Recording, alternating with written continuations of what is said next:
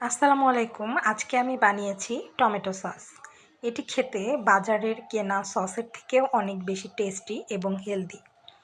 এই সসটি বানাতে প্রথমে আমাদেরকে টমেটোগুলোকে ভালো করে ধুয়ে কেটে নিতে হবে। আমি এখানে 3 কেজি পরিমাণে টমেটো নিয়েছি এবং চুলায় একটি পাত্র বসিয়ে এগুলোকে সেদ্ধ করে নিচ্ছি এবং সাথে দিয়ে দেব 2 চা চামচ আদা রসুন পেস্ট, 2 চা চামচ লবণ এবং 10-12টি লং ও গোলমরিচ। ভালোভাবে নেড়েচেড়ে এগুলোকে ঢাকনা দিয়ে ঢেকে আরও কিছুক্ষণ সিদ্ধ করে নিচ্ছি।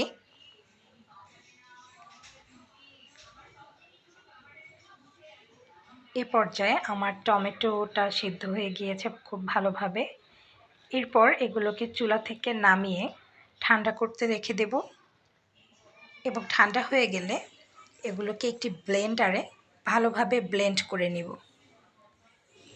আমি এগুলোকে ব্লেন্ডারে ব্লেন্ড করে নিচ্ছি এবং খুব ভালোভাবে ব্লেন্ড করে নিতে হবে। আমার ব্লেন্ড করা হয়ে গিয়েছে এবং আমি একটি চামচ দিয়ে দেখিয়ে দিচ্ছি খুব পারফেক্টলি ব্লেন্ড হয়েছে। এরপর একটি স্টেইনারে এগুলোকে ছেঁকে নিতে হবে। একটি চামচ দিয়ে আমি এরকম করে স্টেইনার দিয়ে ছেঁকে নিচ্ছি। একটু সময় নিয়ে এই কাজটি করতে হবে। এই আঁশগুলোকে ফেলে দেব এবং নিচে আমাদের সসের গ্রেভিটা জমা হয়ে গিয়েছে। খুব সুন্দর কিন্তু একটি কালার এসেছে এবং এটিকে আমি চুলায় বসিয়ে দেব। এ পর্যায়ে আমি এখানে সুগার অ্যাড করে দিচ্ছি। আপনারা আপনাদের টেস্ট অনুযায়ী সুগারটা কম বেশি করতে পারেন। যে যেরকম মিষ্টি খান ঠিক সেই রকম রাখতে পারেন। সসের কালারকে আরও বেশি সুন্দর দেখাতে আমি এখানে ব্যবহার করেছি কাশ্মীরি লাল মরিচের গুঁড়া 2 টেবিল চামচ। আপনারা আপনাদের স্বাদ মতো ঝাল কম বেশি করতে পারবেন। এবার কিন্তু সসের একটি পারফেক্ট কালার চলে আসবে। আমি এই সসটিকে দীর্ঘদিন সংরক্ষণ করে রাখব। এ কারণে আমি এখানে 3 কেজি টমেটোতে দিয়ে দিচ্ছি হাফ কাপ পরিমাণের হোয়াইট ভিনেগার।